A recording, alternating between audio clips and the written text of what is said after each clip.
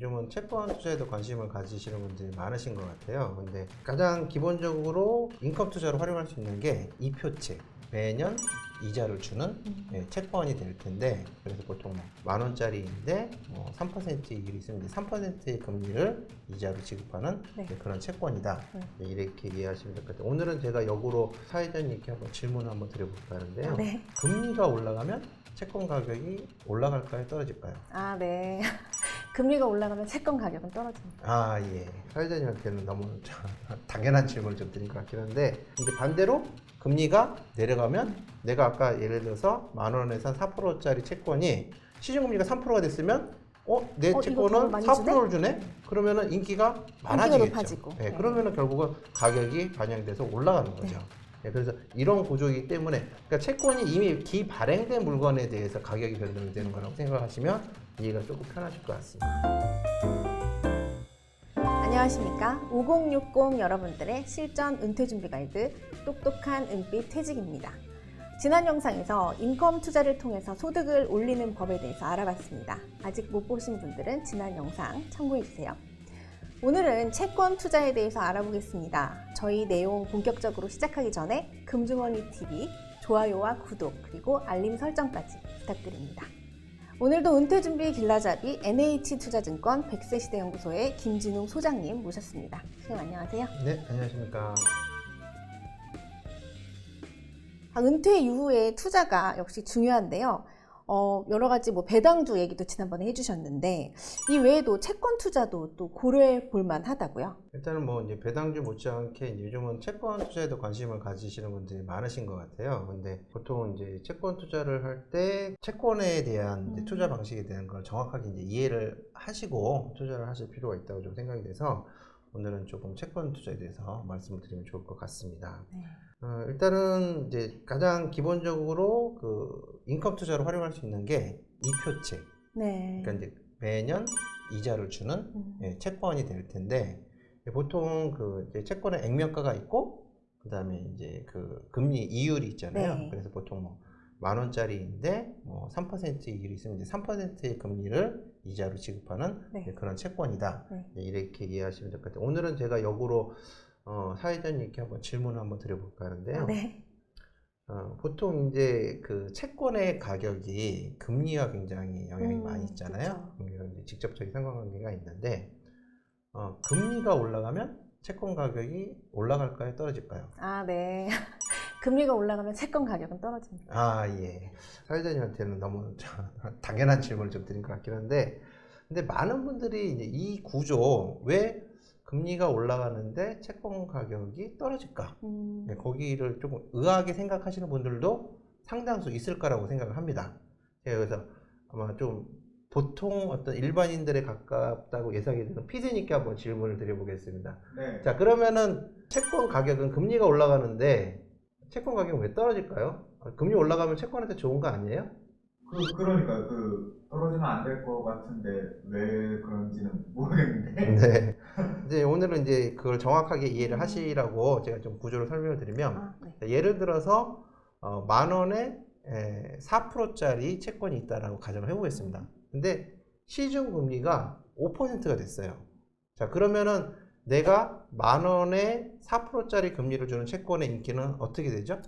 떨어지죠. 인기가 없어지는 거예요, 한마디로. 그럼 시장에서 찾는 사람이 없어지니까 가격이 싸져야 되는 거고, 결국은 시중금리가 5%이기 때문에 채권 자체는 4%로 발행을 했더라도 가격이 떨어져서 5%에 준하는 금리의 효과가 나와야. 그러니까 아까 4%의 그 이자 금액은 정해져 있는 거잖아요. 그런데 이제 채권 가격이 떨어지면 조금 더 거기에 그 이자 금액이 늘어나는 효과가 생기기 때문에 5%에 맞춰지는 그런 효과. 이제 반대로 금리가 내려가면 내가 아까 예를 들어서 10,000원에 산 4%짜리 채권이 시중금리가 3%가 됐으면 내 채권은 4%를 주네? 그러면은 인기가 많아지겠죠. 그러면은 결국은 가격이 반영돼서 올라가는 거죠.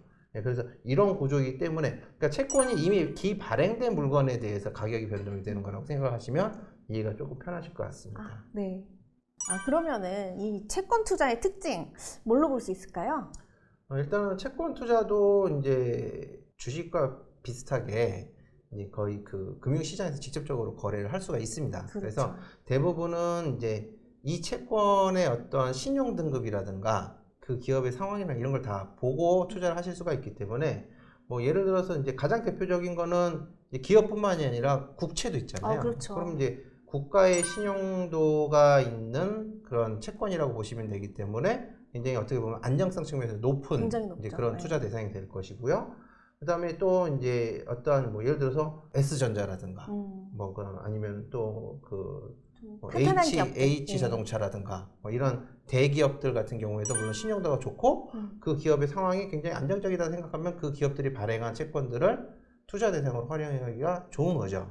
비교적 안정적인. 그다음에 이제 채권 투자의 장점은 뭐냐면 아까 이제 이표채인 경우에는 이자가 정기적으로 들어온다고 그랬잖아요. 네. 근데 이자가 정기적으로 내가 필요한 어떤 어느 정도의 이자를 챙겨가면서 시중의 금리가 변화함에 따라서 얼마든지 자본 차익이 생길 수 있다는 겁니다. 그럴 수도 있고. 그러면은 자본 차익까지도 어떻게 보면 플러스 알파가 되는 그런 효과가 있기 때문에 어떻게 보면은 이제 주식처럼 변동성이 큰 그런 그 투자 대상보다는 채권은 이제 주식만큼 변동성은 존재합니다만 그래도 만약에 변동성이 있다고 하더라도 채권은 만기까지 보유하면 내가 그 액면가를 다 회수를 하는 거거든요. 그렇기 때문에 이제 매력적인 어떠한 인컴이 발생을 하고 그 다음에 예를 들어서 요즘 같이 이제 시중금리가 곧 떨어질 걸로 예상되는 이런 시점에서는 사실은 채권 투자를 활용을 하시면은 자본 차익도 볼 수 있는 그런 그 추가적인 장점까지 있는